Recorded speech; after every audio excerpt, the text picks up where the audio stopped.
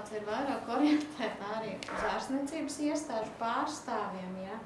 Un, piemēram, arī man gribēs jautāt, kā jums visiem liekas, vai šīs tā kā ierīces arī skaitītos kā medicīnas ierīces, piemēram, mēs runājam par krāsainām kontaktplēcām, skaistumu kopšanai, visām pildvielām, tetovējumu noņemšanai, apmetojuma lieka noņemšanai vai slaidākai figūrai, liekas tautsmas vai šķītrums, tā kā iznīcināšana. Es domāju, ka jūs piekrīstu un teiktu, ka jā, ja teoretiski tā arī ir.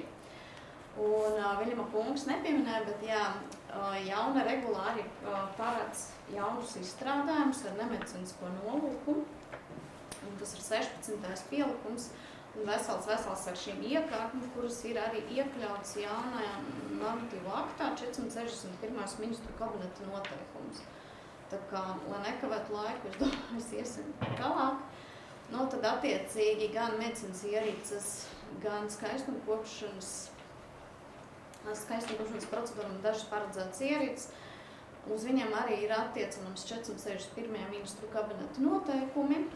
Un tad nedaudz es arī gribētu pateikt, kas tad īsti lietotājiem vajadzētu nodrošināt. Jā, tā kā ir obligāti jāskatās, lai būtu pieejama lietošanas instrukcija. Katru ierīci nepieciešams reģistrēt atsevišķu žurnālu. Tā kā žurnāli kopā ar pārbaužu protokoliem ir jāglabā 3 gadus pēc ierīces eksploatācijas beigšanas, lai nebūtu tā, ka iekārtu vairs nav lietojama, piemēram, inspekcija saņem sūdzību, un iestādēm vairs informācijas par šo iekārtu nav. Tāpēc nenestāvot. Obligāti ir jānodrošina izsakojamību no iegādes līdz lietošanai konkrētai personai. Izstrādāt un ievest medicīnas ierīču eksploatācijas sistēmu, par to es arī pastāstīšu nedaudz sīkāk tālāk. Norīkot obligāti atbildīgo personu, kurā ziņos gan par negadījumiem, gan arī komunicēs ar kompetentam iestādēm, uzturēt un aktualizēt eksploatācijā esošu ierīču sarakstu, un svarīgi ir, ka viņu nepieciešams aktualizēt reizi gadā, un vismaz 2 gadus elektroniski uzglabāt katrai iekārtai unikālo identifikātoru, tā saucamo UD-kodu.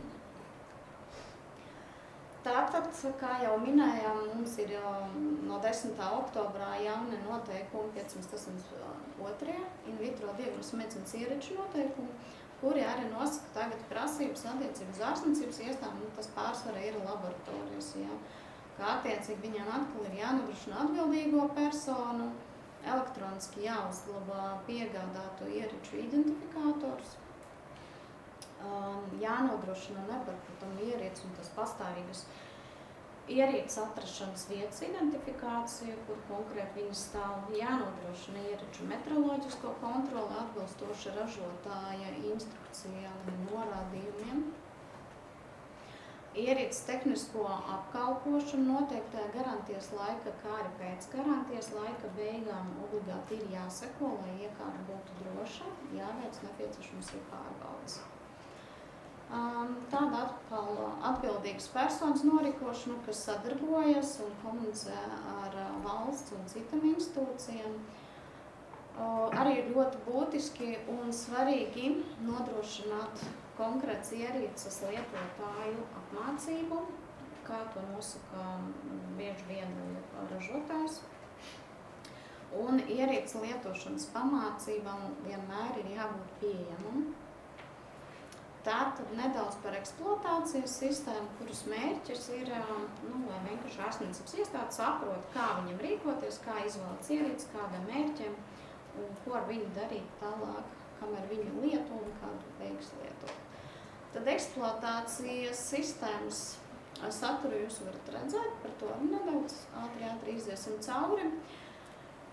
Kam ir jābūt, un paraugs arī ir pieejams inspekcijas mājaslapā. Tā kā to arī var apskatīties un apmēram, lai būtu skaidrs, kāda informācija ir jābūt iekšā zem katras.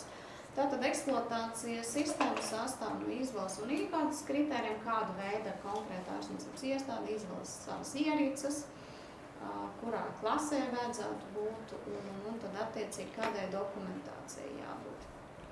no ražotāja puses, lai pārliecinātos, ka tiešām iekārta ir droša un atbilst visām prasībām. Tā vienmēr jābūt skaidrs, kā mēs rīkojamies, ja notiek kaut kāds negadījums, kas jādara, lai nodrošinātu ierīču dezinfekciju un sterilitāti. Piemēram, ja notiek atkal atkārtota lietošana, vai to ražotājs ir paredzējis vai nē, attiecīgi, ja ražotājs nav paredzējis, kā jau Viļma kungs iepriekš minējis, tāda ārstniecības iestāde kļūst par ražotāju, pārsterilizējot vienreiz lietojamas ierīces, un tad jau tur būs cita kārtībā. Tehnisko apkalpošanu, kāda veida notiek, kas veiks pārbaudas, elektrodrošības un funkcionālas pārbaudas, vai ražotāja pārstāvis, vai to veiks inspicēšanas institūcijas. Kāda veida notiek identifikācija un uzskaita konkrēta ārstniecības iestādes. Bojājuma gadījuma, kā rīkoties ar iekārtu, vai viņu mārķēs vai nemarķēs. Tas pats arī attiecās uz nomatām un patikinātām ierīcām, kad viņus eksploatē, kas būs atbildīgs par to, piemēram, kas nodrošinās elektrodrošības un funkcionālas pārbaudas, vai to veiks konkrēta ārstniecības iestāde, vai tas uzņēmums, kas iedevis, ar ko ir noslēgts patikinājumu vai nomašanas līgums.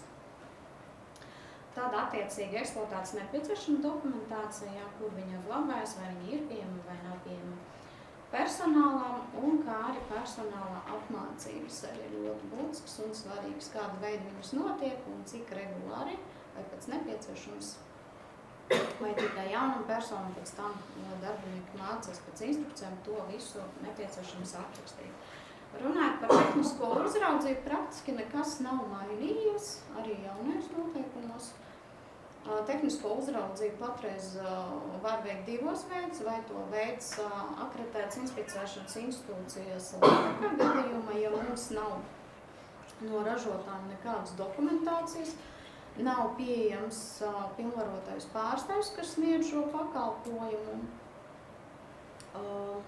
un iekārtas nav mārķēts ar C mārķējumu. Ražotāja pilnvarotais pārstāvis drīkst veikt tehnisko uzraudzību tikai gadījumā, ja viņam ir attiecīgi ražotājs piešķirs tādas tiesības to veikt. Tātad vēl gribētu uzsvērt, ka nav ārstniecības iestāžu pārstāvi, bet teoretiski ir tāda lieta, ka dažās ārstniecības iestādes mums ir C nemarķētas medicīnas ierīces. Tas ir palikums. Tas ir mantojums no iepriekšējiem laikiem, kur tiešām ierīces strādā, viņiem veids pārbaudas, bet ar 25. gadu 1. janvāri ar šādam ierīcēm vairs nedrīkst strādāt un sniegt veselības aprūpes pakalpojumus.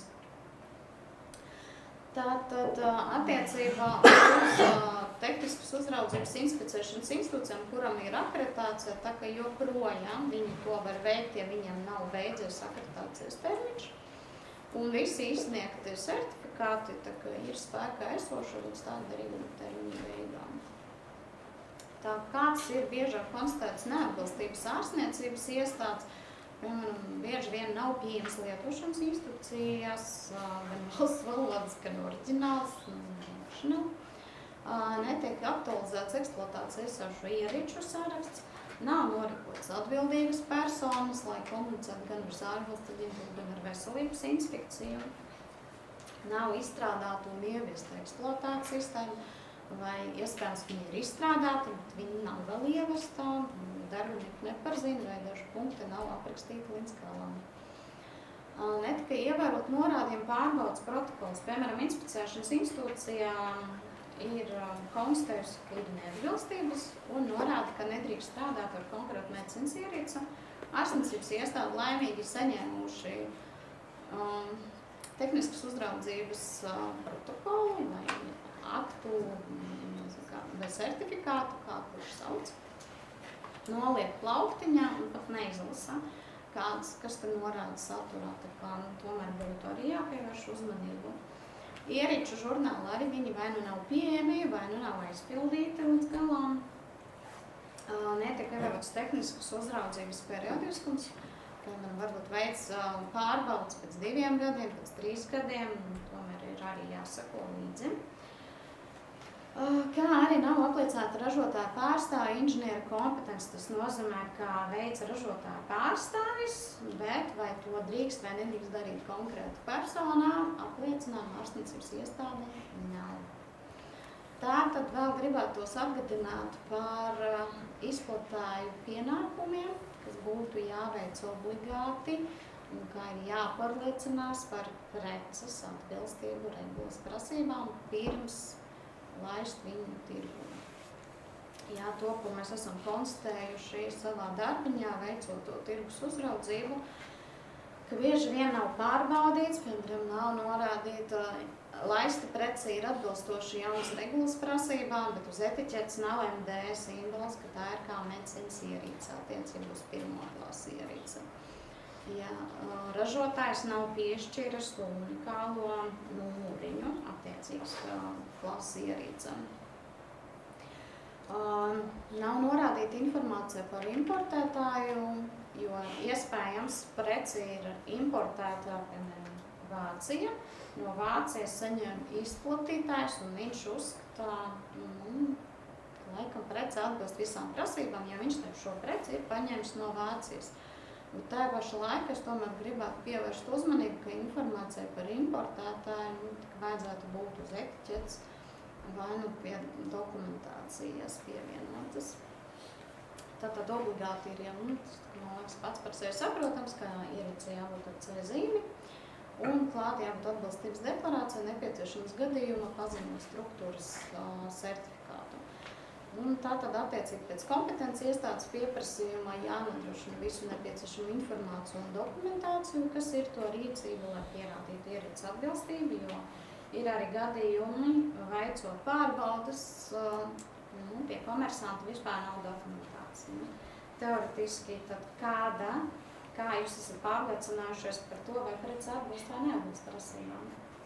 Ja, līdz ar to dokumentācija ir jābūt, un ja jūsu inspekcija nav brīdinājusi par savu kontroli vai pārbaudi, kad viņi nāks, tas nenozīmē, ka tai dokumentācija nav jābūt. Ja? Protams, ja kaut kas nav skaidrs vai nav saprotams, vienmēr esat laipni gaidīti, var zvanīt vai rakstīt inspekciju. Par to arī pateikšu. Attiecībā uz importētājiem, protams, te ir krietni vairāk pienākumu un obligātas prasības, kuras būtu jāizpildā. Es laikam nekavēšos, ka jūs visu to varēsiet izlasīt, bet no obligāti importētājiem, kas ir būtiski, ir jānorada par sevi informāciju, vai pava dokumentācija, vai uz etiķetes. Tā informācija ir jābūt, ka ir jāglabā arī ierīces atbilstības deklarācijas paziņot struktūru certifikāts vismaz 10 gadus no brīža, kad ir laista pēdējā ierīce. Tas arī ir ļoti svarīgi un būtiski.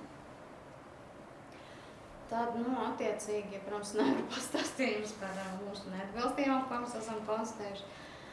Tad ražotāja dokumentācija par atbilstību regulas prasībām nav pieejama. Tas nozīmē, ka nav atbilstības deklarācijas vai nav paziņotu struktūru certifikāts, un bieži vien arī nav veikta paziņošana zāļu valsts aģentūra par konkrētas ierīces laišanu tirgumu. Lietošanas instrukcijas ir pārtulkots bez saskaņošanas ar ražotāju. Tas ir tas, par ko ir stāstījis Vilma Kungs. Ja iekārta ir ievesta un izstrādāta atbilstoši regulas prasībām, pats komersants nedrīkst vairs neko pārtulkot. Etiķetes saturs nav atbilstošs, tas, ko es jau minēju iepriekš, ka nav MD zīmes, ko nozīmē paldivēs. Netika nodrošināta ierīces izsekojamība, kā mēs esam pārdevuši, kā notiek tālāk tā plūsmā, un tas ierīces turpmāk ir. Tad attiecībā uz pētījumu veikšanas kārtību arī jauna ministra kabineta noteikumi, kur praktiski inspekcijai ir tāda funkcija veikt pārbaudes. Patreiz vēl neesam uzsākuši, bet ja kāds uzsāks un redzēsim, ka ir nepieciešams, tad mēs nebrīnīties, jānāks veselības inspekcija.